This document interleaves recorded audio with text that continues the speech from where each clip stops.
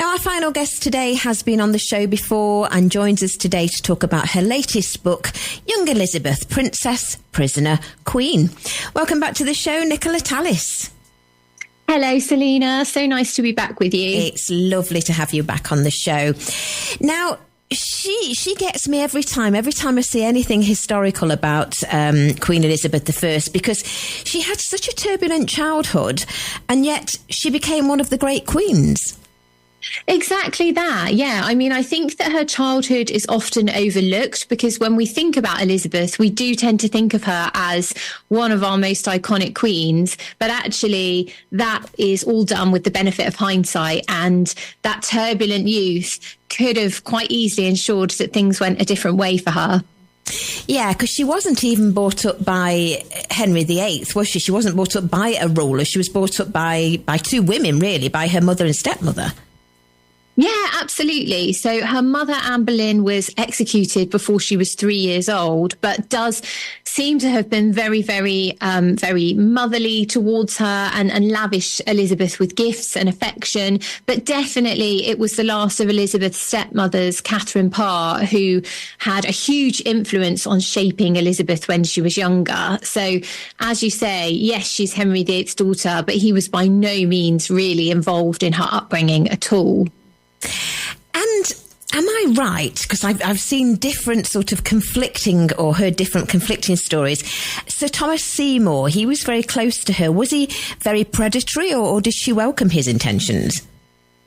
Well, to begin with, she seems to have welcomed his intentions. I think because she was very young. She was a teenager. She was flattered by the attentions of this older man who was very handsome, very charismatic, but very, very quickly it became clear to her that Sir Thomas Seymour's intentions weren't pure by any means, that he was predatory, as you suggested, and that actually he was very, very dangerous in terms of putting her reputation at risk and causing a scandal. And that's basically what happens. He puts poor Elizabeth, teenage Elizabeth, in a very, very difficult situation where we know that he was coming into her bedchamber early in the morning.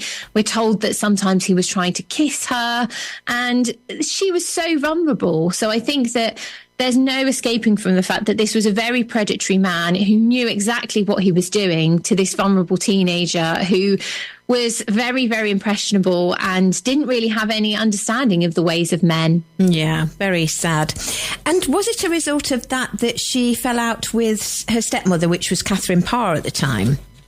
Yes, yeah, exactly. So we're told that on one occasion, Catherine Parr comes across Thomas Seymour and Elizabeth, with Thomas having Elizabeth in his arms. And understandably, this causes a huge fallout. Catherine is utterly devastated, and there's now no choice. Elizabeth has to leave Catherine's household. And so that's what happens. And it does seem that she and Catherine did make up to some extent before Elizabeth left. But tragically, Elizabeth would never see Catherine again because she died in childbirth. Oh, it's sad. It's sad. It is tragic. The whole empire, the whole story is tragic. And then, of course, I mean, from your title, we've got, obviously, it's about young Elizabeth. We've spoken about her being a princess. The time she became a prisoner, now that was to do with the Wyatt Rebellion, and she fell out with her half-sister Mary, I believe. Yeah, that's absolutely right. So Elizabeth had been implicated in the Wyatt Rebellion, which aimed to topple her half-sister Mary from the throne and replace Mary with Elizabeth. And we don't know exactly how involved Elizabeth was with this conspiracy, but I think we can certainly say that she was fully aware of it. And Mary, who had until this point treated Elizabeth with huge generosity, I think was really heartbroken on a personal level at what she saw as Elizabeth's betrayal. And so Elizabeth was sent to the Tower of London as a prisoner. Which is ironic because that's where Anne Boleyn was, wasn't it?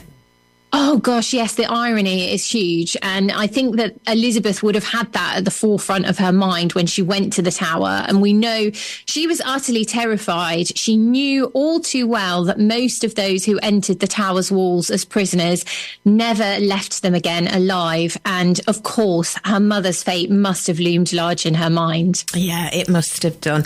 I read that even though she lost her mother at quite a young age, she was very, very close to her mother and kept a lot of her mother's trinkets around her for the whole of her life.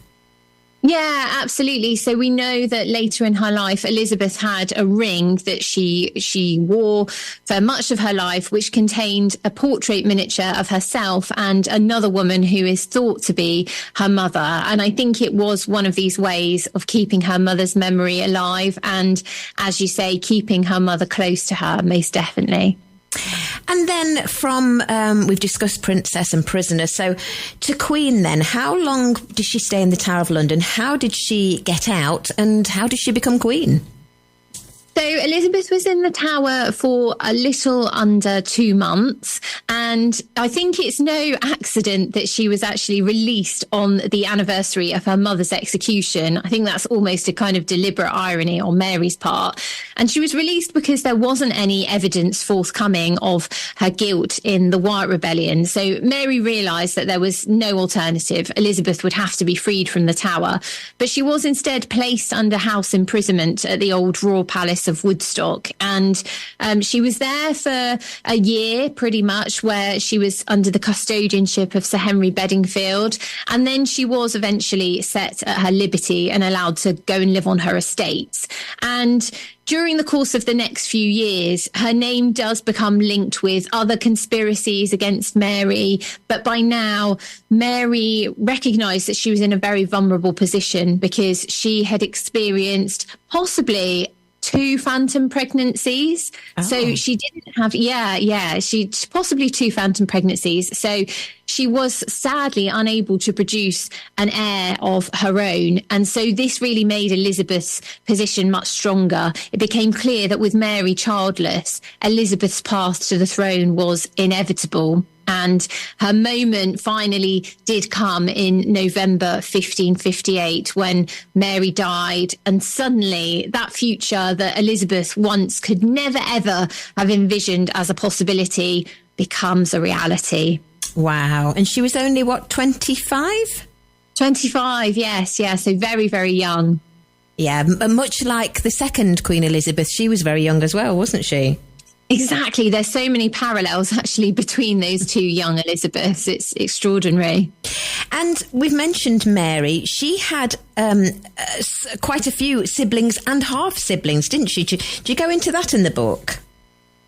No, not a great deal. It's really, the relationship between Elizabeth and Mary is something that I've paid a lot of attention to because I think that it is one of the most important relationships in Elizabeth's life.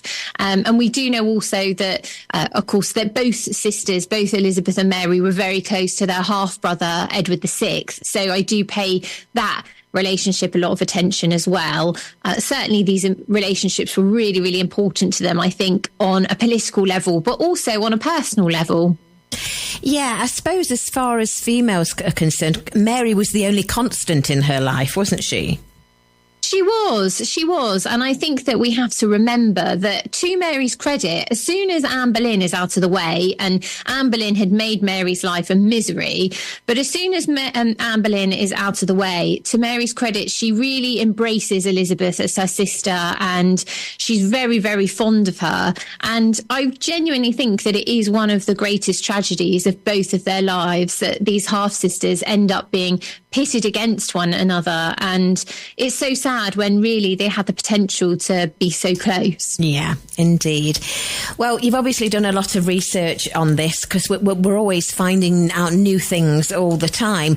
What was your most surprising discovery about writing this book? I think what surprised me most was how many of Elizabeth's letters we have from this time in her life. I think some have been perhaps a little bit overlooked and lost because we concentrate so much on Elizabeth the Queen. But actually, There are a huge number of Elizabeth's letters written in her own beautiful italic hand from when she was growing up. And I think that these do really allow us to see Elizabeth the person as opposed to Elizabeth the Queen. Yeah. And it was a bit tragic as well, wasn't it, that she never had any children. And I don't believe she married, did she? No, absolutely not. So we think of Elizabeth now as being the virgin queen, the queen who never ever married. And I think that, I mean, who can blame her? Because she'd seen the way in which her father, Henry VIII, had discarded many of his wives. And it is said that it was actually during the reign of Elizabeth's half-brother, Edward VI, that Elizabeth first declared that she had no interest in marrying whatsoever. So clearly what she had seen in her early life had a huge impact on deciding her future decisions in terms of matrimony. Yeah, I don't blame her. Her early life certainly shaped the queen that she later became. Yes, it really, really did. And we're always fascinated with the Tudors and probably will be. So it's great to have another read about them. So the book is called Young Elizabeth, Princess, Prisoner, Queen. We're selling it right now on our website, TRE.radio, and it's by Nicola Tallis, who we're chatting to now. Nicola, can you remind us of your website as well? Yes, absolutely. So it's nicolatallis.co.uk. Great. And I probably ask you this every time you come on, but what's your next book and when can we have you on again?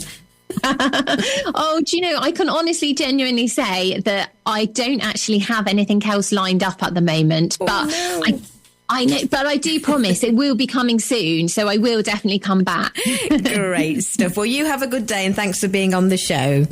Thank you for having me. My pleasure as always. Bye. Bye-bye.